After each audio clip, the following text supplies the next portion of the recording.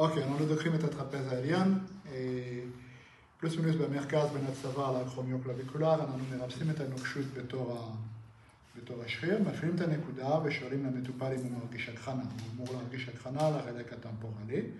יש לנו הקחנה? כן. אוקיי, מעולה.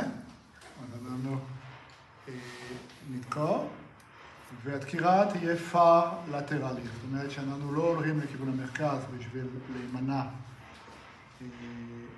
מפנומטורקס, הולכים כלפי החוצה. הנה, היה את הטוויץ', ראיתם את הטוויץ'? זה אומר שאנחנו בנקודה. נרקה, 30 שניות, דקה, ונעשה עוד גירוי. הנה עוד גירוי, אנחנו רואים את הטוויץ' של הסיבים, לא של כל השריר, רק של הסיבים, אז אנחנו מדויקים.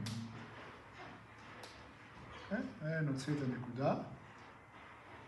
מחק מהנקודה, ומשאר את השריר. תודה.